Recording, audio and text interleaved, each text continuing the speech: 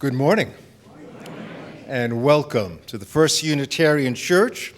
And before we officially begin a new church year, we need to celebrate the completion of an extraordinary Summer Forum series and give Harold Strawn our deepest appreciation. Harold, please stand up.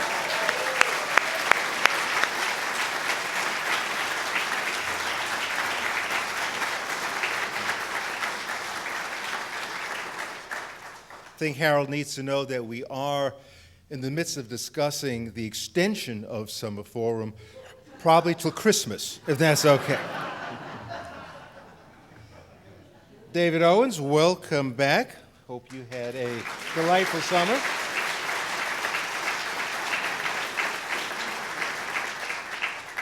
Although you were gallivanting all over Europe, we know your heart really belongs right here in Salt Lake City. And may we all welcome the Reverend Matthew Cockrum to our church this morning. Some of you have already had a chance to meet him, and others will get to know him soon, if not today, in fact. Our Board of Trustees, with input from you, the congregation, weighed all the options of ministry and recommended that a new minister be added to the church staff who would direct congregational life. And you may ask, what is congregational life? And simply put, it's everything. Welcome, Matthew. You take a breath, and it's congregational life. So it's Matthew is here as a consulting minister with a commitment for at least 2 years, in which he will help the Board of Trustees and help me develop a plan for how best a second minister can serve this congregation. It is an exciting process, and Matthew himself is pretty exciting. So buckle up and hold on to your hats, because this is going to be an exciting year. I'd like to begin our new church season with the words of W.E.B. Du Bois. Now is the accepted time, not tomorrow, not some more convenient season. It is today that our best work be done, not some distant future day or future year. It is today that we fit ourselves for the greatest usefulness of tomorrow. Today is the seed of time. Now are the hours of work, and tomorrow comes the harvest and the playtime.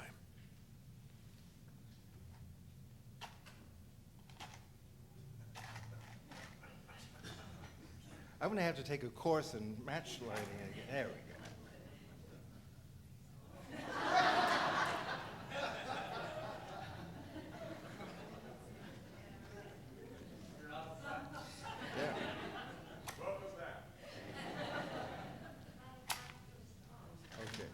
I think we got a chance.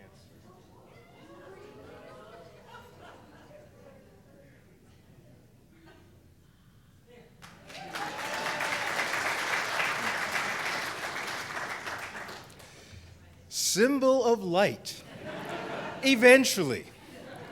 Symbol of knowledge, symbol of warmth and freedom. We light this chalice as a symbol of our faith. Here we gather to celebrate hope and the infinite possibilities of love. Can we open our service, turning our hymn books, please, to number 21.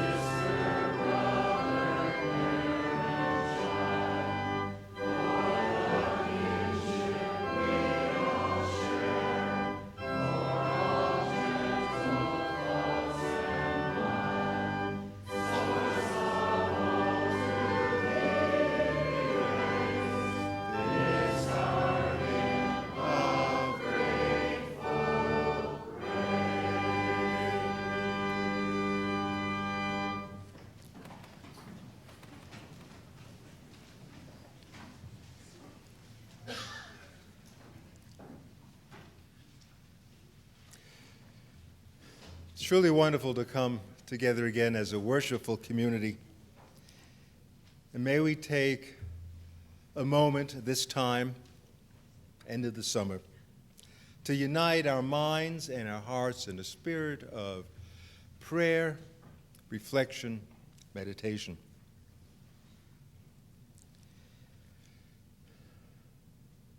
O Spirit of life and love, how wonderful it truly is to reunite with friends in a church community. How dear the opportunity to welcome those who now search for a religious home and have come here this morning with a mixture of hope and apprehension. Communities that are welcoming and safe, inspiring and caring, are not always easy to find.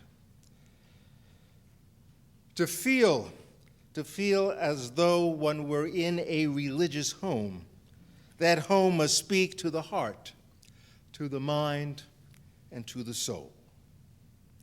I hope we can provide such a place for those who are seeking. We gather this day with grateful hearts for all blessings. We give thanks for all of nature's bounties.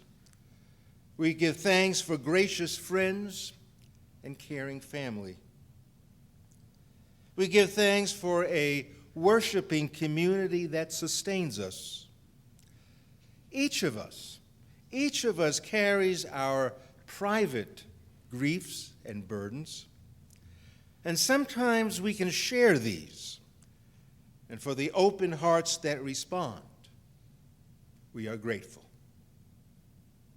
Doubts about the future, about ourselves, and about others remind us to show faithfulness with one another.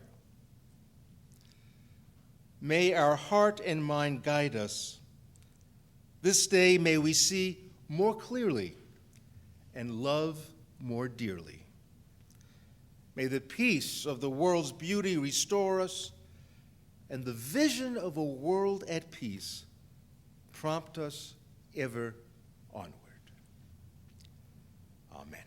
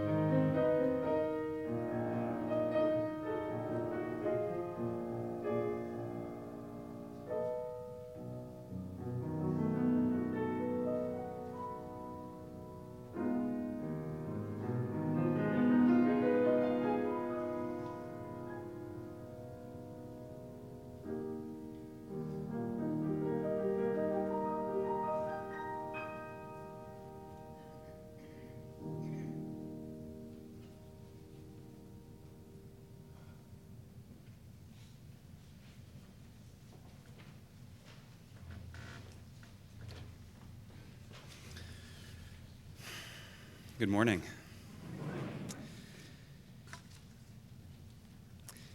It is a privilege to be back here in this congregation nearly 10 years after leaving Utah after serving in Ogden. A privilege to be back in this pulpit after preaching here when I interviewed for that job, and to look out upon this church now with new eyes. I was told that this summer Sunday is usually a light Sunday. And then when looking at last year's first summer when Tom was back and getting a better sense of what this place is like, I think a light Sunday at First Church Salt Lake might be a little different than a light Sunday elsewhere. So with that in mind, and in an effort to begin for myself to understand a bit more about this place and what it means to be of Salt Lake, or of this region, I've chosen a reading from Terry Tempest Williams, who is a University of Utah professor, is the Annie Clark Tanner Scholar in Environmental Humanities, I believe works with Tom in the summers, and is a new name to me, but this is from one of her texts called Refuge.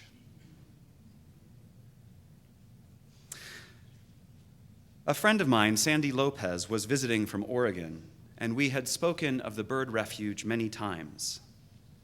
The whistling swans had arrived, and it seemed like a perfect day for the marsh. To drive to the Bear River Migratory Bird Refuge from Salt Lake City takes a little over 1 hour.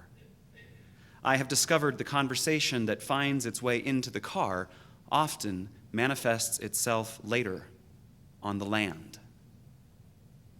We spoke of rage, of women and landscape, how our bodies and the body of the earth have been mined. It has everything to do with intimacy, I said. Men define intimacy through their bodies. It is physical. They define intimacy with the land in the same way. Many men have forgotten what they are connected to, my friend added. Subjugation of women and nature may be a loss of intimacy within themselves. She paused and then looked at me. Do you feel rage? I didn't answer for some time. I feel sadness. I feel powerless at times, but I'm not certain what rage really means. Several miles passed. Do you? I asked. She looked out the window. Yes. Perhaps your generation, one behind mine, is a step removed from the pain. After reaching the spot they were aiming for, looking for the burrowing owls, she continues, we anticipated them.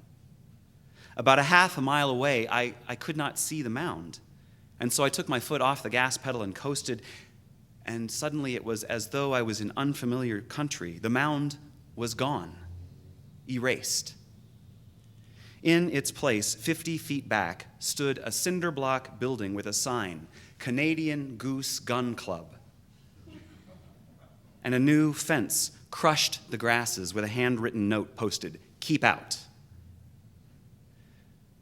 We got out of the car and walked to where the mound had been for as long as I had memory. Gone. Not a pellet to be found. A blue pickup pulled alongside us. Howdy. They tipped their ball caps. What y'all looking for? I said nothing. Sandy said nothing. My eyes narrowed. We didn't kill him. Those boys from the highway department came and graveled the place. 2 bits, they did it. I mean, you gotta admit those little ground owls are messy little bastards. They'll shit all over hell if you let them, and try and sleep with them, hollering out at you all night long. They had to go. Anyway, we got bets with the county they'll pop up someplace around here next year.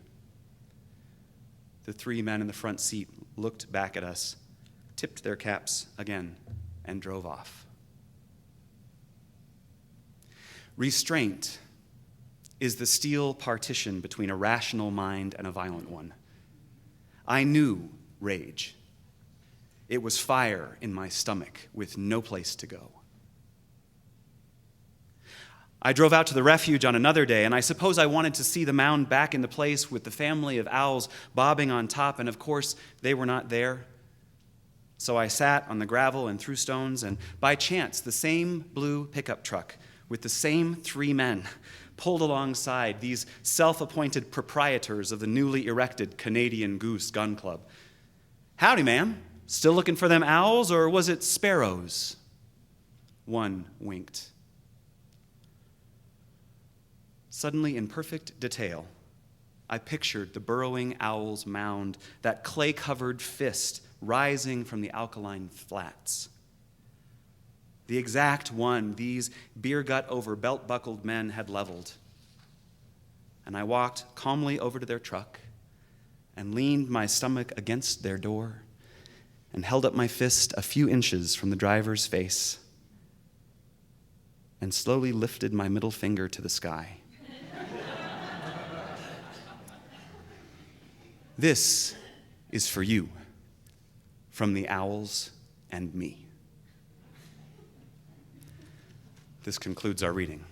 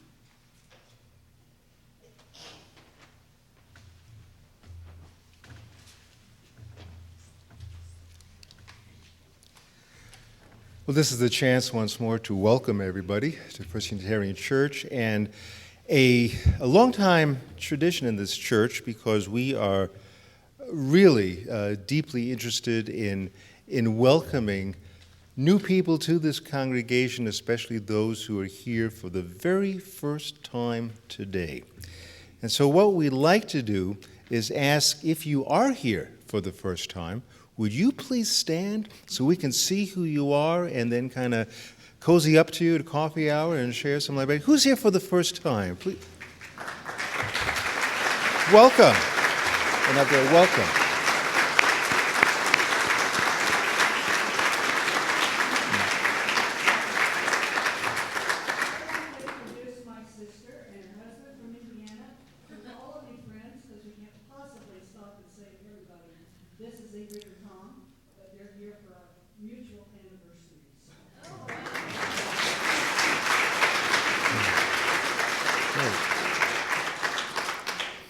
And for those who have not been given such a wonderful introduction, I'll be happy to hear your story during the coffee hour. But welcome. Please take a quick peek at, again, it's a new church year, and announcements are beginning to expand exponentially.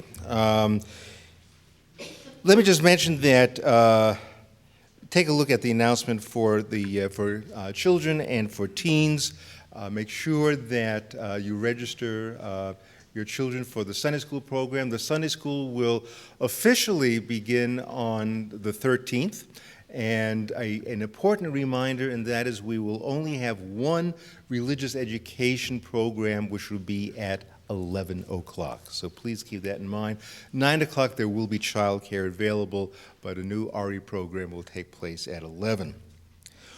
One of the real key programs in this congregation for longer than a decade is what we call the small group ministry.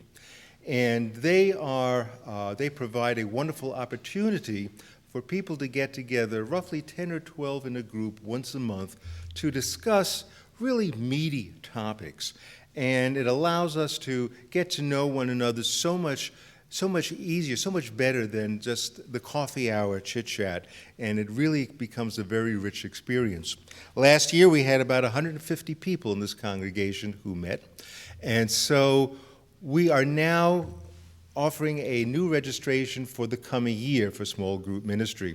So even if you have been involved in the past, everybody, new and those who've been around, please register for the small group ministry for this coming year. You can do this online on our website. You can follow the prompts, or if you'd rather not do it by the website but actually have a human face with which to discuss this, John Rasmussen will be available at the welcoming table and will help you get registered. And also want to mention, how many of you know that the Parliament of World Religions will be coming to Salt Lake City in October, which is a wonderful opportunity, and one of the events of the Parliament will be a group of people from Washington, D.C. They are in a group called the Sanctuaries, and it's part of the UUA initiative for congregations and beyond in order to reach young people who otherwise would not be going to church. So they will be performing at the Parliament, and they are in need of home hospitality. There are 6 members of this group, 4 male, 2 female, and if you could possibly provide a bed and some breakfast for roughly 4 nights and 4 mornings, please let me know and see if we can't get these young artists taken care of. And in gratitude for home hospitality, they will then be here in church on that Sunday in the weekend and will share some of their things along with the normal service. So please let me know. Please take a look at just the rest of the announcements. Far too many to read. Just a quick reminder, Family Fun Night on the 14th. We decided not to do it on the first Monday because of Labor Day, but we're ready to rock and roll on the 14th. At this time, the offering will gratefully be received and a chance to greet one another and bid each other a welcome back to the new church year.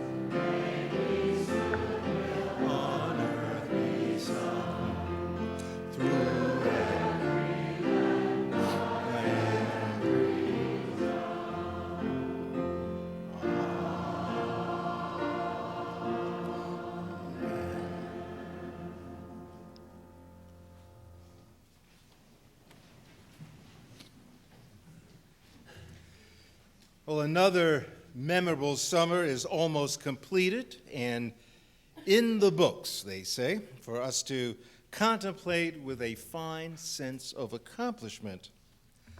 The summer was, I believe, a benchmark heralding many profound changes along our nation's liberal landscape. Progressives will appreciate how our nation feels differently today than before this historical summer began. And curiously, it all happened while Unitarians were exercising their unique distinction of taking the summer off. So we can't help but wonder if God was somehow responsible, busily working on the progressive agenda while Unitarians were on vacation. My very dear friend and colleague, the late Forrest Church, entitled one of his earlier books, God is a Liberal. And that title seems prophetic in light of the events this summer. The Divine Spirit was at work while I attended the Unitarian Universalist General Assembly in Portland in late June. General Assembly coincided with the U.S. Supreme Court ruling in favor of marriage equality nationwide.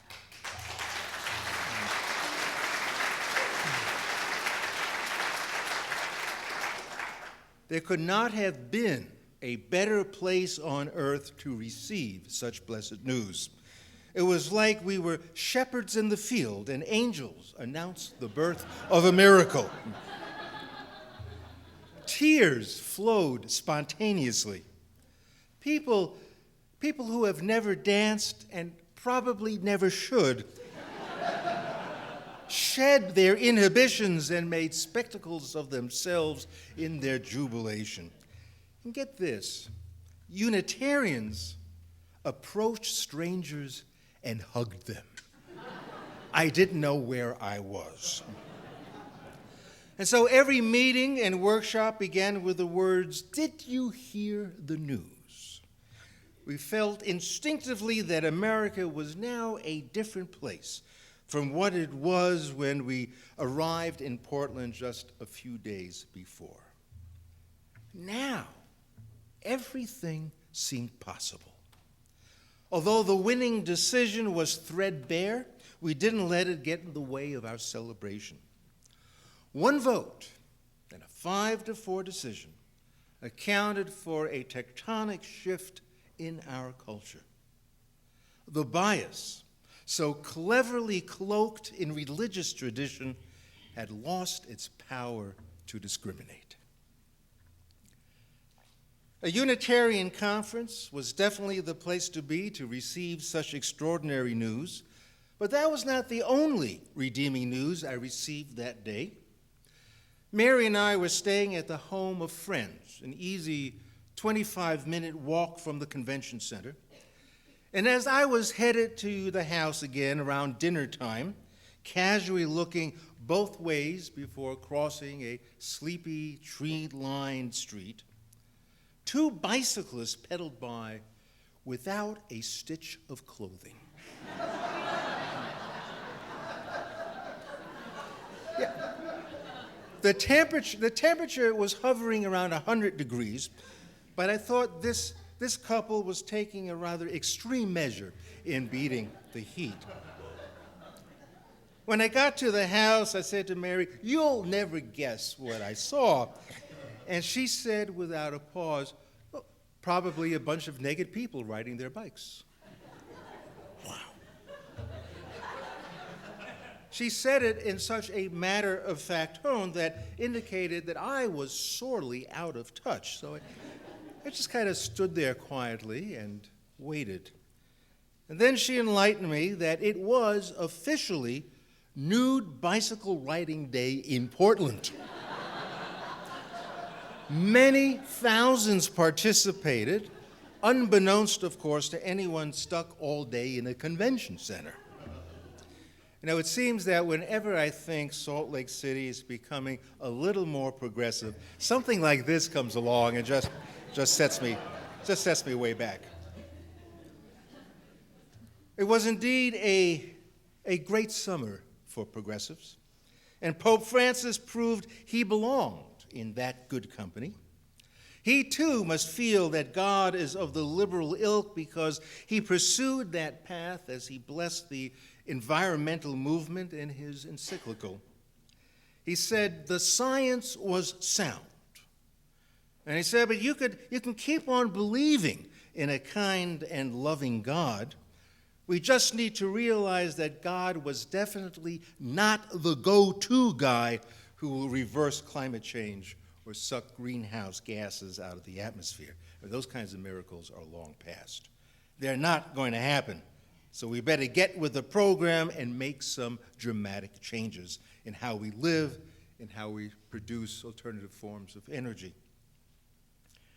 I'm excited that Pope Francis will address Congress next month, much to the chagrin of the inviter, House Speaker John Boehner. I think the Pope may, in fact, rattle off the entire inventory of progressive ideals, and then, possibly, I just feel it in my bones, he's going to end his speech by endorsing Bernie Sanders right there on the floor. It could happen. You know, he'd say, no, Bernie is part of the old prophetic tradition, and who knows, Bernie may be old enough to actually be an Old Testament prophet. I think that could be. I discovered this summer while in the Centennial Valley in southwest Montana that not everyone appreciates an outspoken pope. During the annual Centennial Valley Historical Society barbecue, I had the opportunity to visit with some cowboys who work the ranches in the valley, and there are many ranches. And when I was forced to account for my presence there and confess that I was teaching a couple of courses for the University of Utah's Environmental Humanities Center, I should have known better than to reveal the title of one of my courses, Spiritual Ecology. The floodgates opened, and in poured a torrent of evangelical pronouncements about God, the land, and the Pope. In case you're wondering, the Pope is not real popular among evangelical cowboys. They feel that the Pope just flies off at the mouth about things he knows nothing about. And they called him, I don't know if I can say this a straight line here. They called him, they referred to the Pope as the Donald Trump of Catholicism.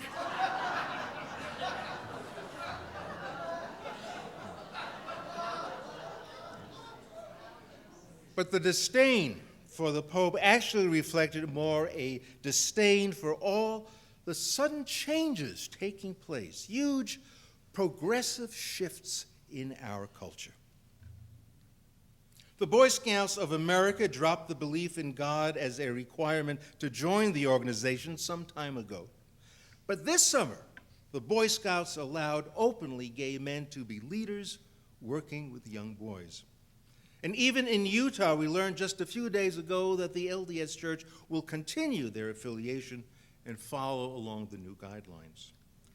See what happens when you no longer make a belief in God a requirement? The world drastically changes. A tremendous cultural shift. Nikki Haley, governor of South Carolina, called upon the state to do what seemed politically impossible just prior to the summer. She called for the removal of the Confederate flag from its perch in front of the State House building. She noted the flag as a deeply offensive symbol of a brutally offensive past. I was hoping that as the Confederate flag was coming down, the rainbow flag would be raised to kind of take its place, but that may have to wait till next summer. It was this summer, 2015, with the Republican Party as intent as ever to tear the Affordable Care Act to shreds, that once again the U.S. Supreme Court ruled 6-3 to allow the federal government to provide nationwide tax subsidies to help poor and middle-class citizens, allow them to buy health insurance. The ruling made it virtually certain that the Affordable Care Act will survive after President Obama leaves office in 2017. In his dissent, Justice Scalia made his displeasure known, resorting to virulent sarcasm while sputtering his incredulity. He certainly feels the ground shifting beneath his feet. It's a move to a different America from what he has always known before, and he desperately wants to hold on to the old values that placed profit margins ahead of people in need. Chalk up another amazing win for progressives this summer. But the summer also continued to manifest a frightening reality whereby white police officers around the country shoot and kill unarmed black citizens with impunity. We stood helpless as black rage erupted again in the inner cities, where the loss of life at the hands of law enforcement ignited a new awareness of the brutal injustice suffered by African Americans. Black writers now are alerting America and really raising our nation to a new level of consciousness. Ta-Nehisi Coates wrote an exceedingly blunt book called Letter to My Son. He writes to his little boy, too young at this point in time to comprehend its meaning, but he writes, "This is what I want you to know. In America, it is traditional to destroy the black body. It is heritage. In time, his son will come to understand, but the message had a searing impact this summer on all races." The film, Dear White People, was released. Justin Simeon, the writer and director, said in an interview that all he was trying to do was to hold up a mirror and take the chaos of the black experience and give it context and meaning. He added, our culture seems reticent to even admit these issues still exist, let alone address them. This summer, our church, in efforts to show solidarity with the fight against racism, created a new anti-racism study group and erected a banner right out in front of our church, Black Lives Matter. It seems incomprehensible how such a simple and honest phrase can trigger epithets of hatred and violence. The white supremacist ideology, so responsible for our systemic racism, is beginning to feel the tremors of a shift in our culture. And so they desperately try to hold on to old ideas about power, opportunity, and justice. I believe a helpful metaphor for the subtle shift in our culture regarding race happened this summer when Misty Copeland became the first African-American woman to be named a principal dancer for the American Ballet Theater. She said at a news conference at the Metropolitan Opera House, "I had moments of doubting myself and wanting to quit because I didn't know there would be a future for an African-American woman to make it to this level. At the same time, it made me so hungry to push through, to carry the next generation. So it's not me up here, it's everyone that came before me that got me to this position." And this summer, she performed Swan Lake, the first African-American woman to do so with its most prestigious dance company. The story is that she wanted to carry the next generation. And this concept largely captures the shift of the summer. A new generation of young people, immigrants, secular, black, gay, forward-looking people tipped the scales this summer, giving us a peek at the new America in the making. Although same-sex marriage became a right nationwide based on one vote, close to 70% of Americans supported shift. And those Americans who still remain steeped in the old heritage shout a variation of the same theme: make America great again. Or they'll say, take America back. And they create a nostalgic past where religious virtue kept our towns and hamlets morally safe, where the 10th Amendment kept states free to navigate justice without governmental interference, where police officers had unconditional respect and control, where immigrants with brown skin could be controlled, where America was a feared military power. The jargon espoused by the right reflects nothing but fear.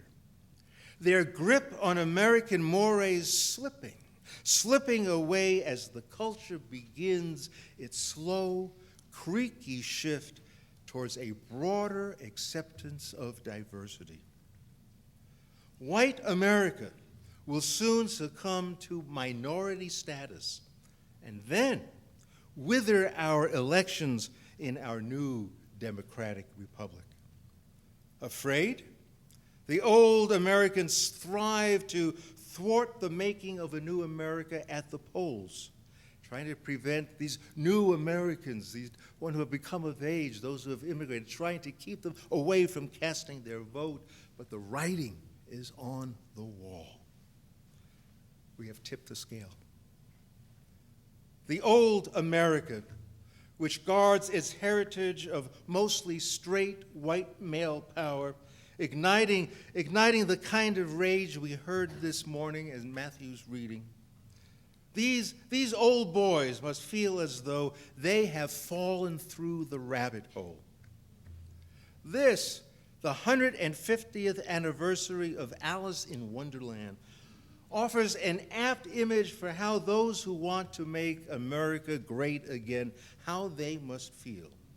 They're now seeing, and I'm going to quote from Lewis Carroll directly, a world where things are not fixed horribly in an eternal appropriateness, where apples grow on pear trees and any odd man you meet may have 3 legs.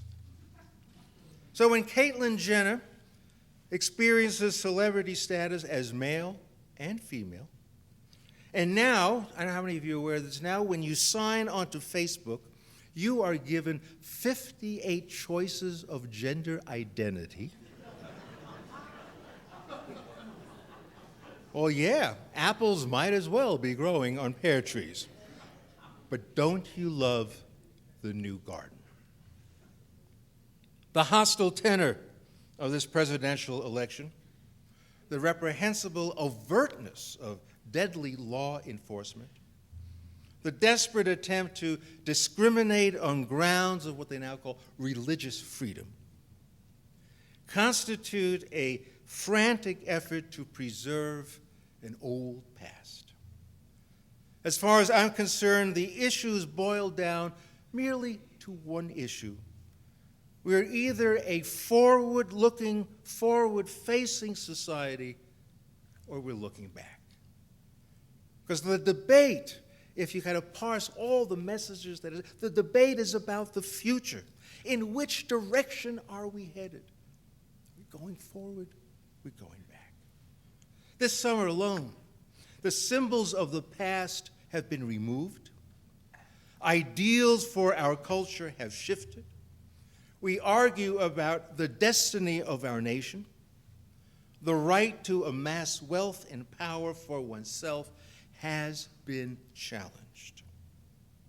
This summer, we have received glimpses of what a contemporary America will look like.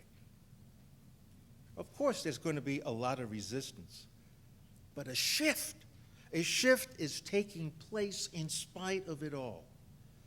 America will be great again in other ways. I believe our role as the progressive voice in this valley has become more clearly defined. It's certainly not time to hang up our activist shoes. Quite the opposite. Momentum must be sustained. Our faith in change has received almost a miraculous boost. We need to provide now the bridge to enable a new generation to come along and carve a new America where diversity is respected as the norm, where the power dynamics have shifted towards equality, and the future regarded with hope, the future for all humankind. Can you feel the shift? I hope so. Let's close our service, turning our hymn books, please, to a rousing number 118.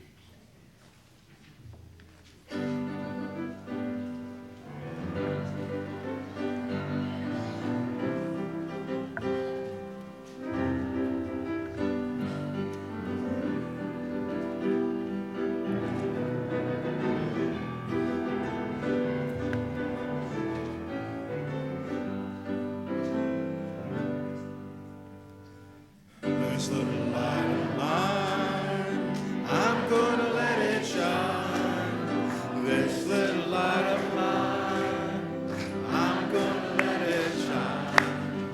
This little light of mine, I'm gonna let it shine. Let it shine, let it shine, let it shine. Everywhere I go, I'm gonna let it shine.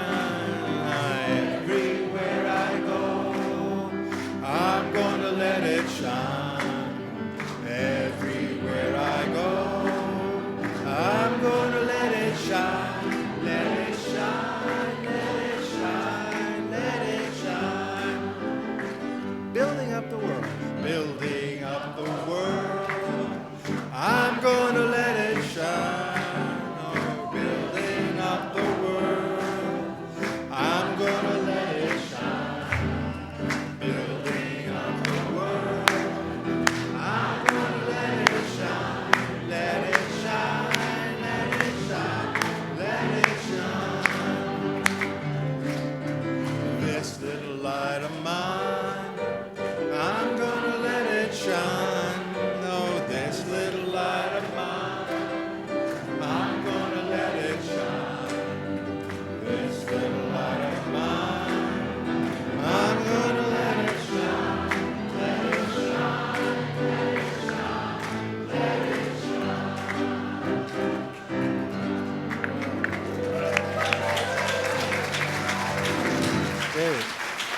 We have only begun. We have only begun to love the earth. We have only begun to imagine the fullness of life. How can we tire of hope? We have only begun to imagine justice and mercy. We've only begun to envision how it might be to live as brothers and sisters. We have only begun to know the power that is in us when we join in the communion of struggle. So much is unfolding that must complete its gesture. How can we possibly tire of hope at this time? Amen.